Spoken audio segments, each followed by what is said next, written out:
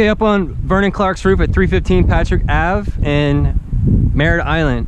I made a bunch of notes up on the roof. I just had a chance to talk to Tyler. He was helpful in filling in some of the blanks with the insurance company and what's been discussed. So I think this is going to fit in perfectly with what you know already. I won't go into too much detail about what's wrong with your roof. You already know about that. It sounds like you're coming out of the other side of the whole insurance journey, which is good. But let's get right into some basic stuff here. So you have a good combination of flat roof material plus obviously the shingle area. I have all the exact measurements for this that I'm going to send you the detailed report. What I want to talk about as far as the flat roof goes, you have what is considered a completely dead flat roof, and you can see by the discolorations how water is just building up, and it's ponding is what they call it. So what we're going to do, and we have to make sure that's included on the insurance adjustment, and if it's not, we can add it, and they do have to pay for it for this exact reason. We have to add what's called tapered iso board. Basically, it's just a glorified foam taper board, but it's so important because it does provide a very subtle pitch or slope to keep that rainwater moving away from the house. And so this whole area is going to be built up, and that almost imperceivable pitch on that taper board is going to get the water off the roof. So that's definitely going to be included on our estimate, but I want to make sure that you see it and that you get reimbursed for it on your insurance adjustment.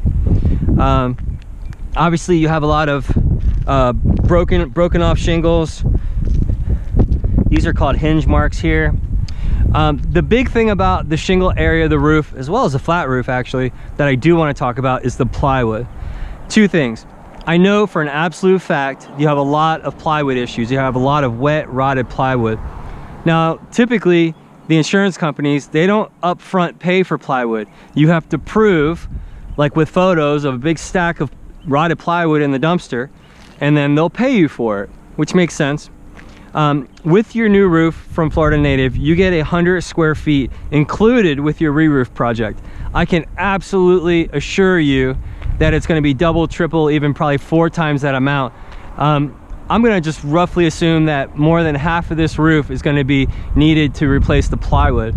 It's okay though, it's not that big of a deal, because as long as we show proof, as long as you show proof, you can ask for the recoverable amount of supplement for the plywood. We do have to charge for that, obviously, and so for each sheet of plywood installed, it's $65 installed.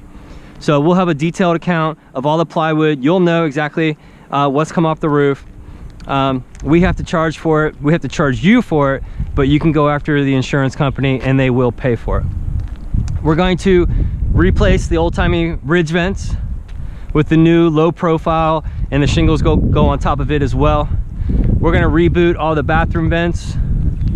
I'm looking to see if you have any gooseneck style vents. You don't. Speaking of plywood, just hanging on by a thread there, and I'm walking like super soft here as well too. Okay, enough about what's going on. Let's talk about how we're going to redo your roof and redo it correctly. Now, I don't recall, Vernon, that you mentioned that you wanted metal versus shingle, and so obviously my example here has metal, but that's not really that important because it's really all the layers underneath the top layer is what's so vitally important. And some of this is going to sound familiar to you. Okay, so imagine with me, we're going to remove all the shingles, remove all the flat roof material, get down to the bare plywood across the entire roof. We've already talked about the 100 square feet that's included. We already talked about the $65 per sheet installed. After that, we already talked about how we're going to get you that money back, or I'm going to help you get that money back just by communicating with your insurance company. So one of the two building code upgrades regarding the plywood, the code says re-nail the plywood to the roof trusses every 6 inches. We go every 4 to 5 inches. So we're going to, imagine that bare plywood roof, we're going to double, triple the number of nails holding your plywood to your roof trusses. And then the other super important building code is called waterproof barrier, or peel and stick. We're going to cover every inch of this bare plywood roof with what you're probably familiar with as peel and stick, waterproof barrier. Okay, that's for the shingle section. And then for the flat roof section, you actually get 2 layers of flat roof material, which is actually even thicker, heavier, waterproof barrier.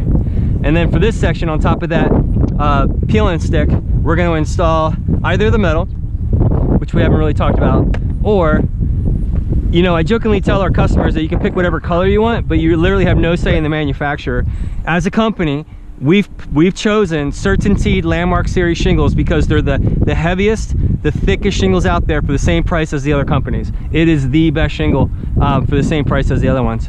And that's what's going to go on top of that. So that's kind of like your whole summary overview. And I'm going to send you your photos, your video, your roof measurement report. I'm going to send it all to you via email, and then we can discuss. Thanks.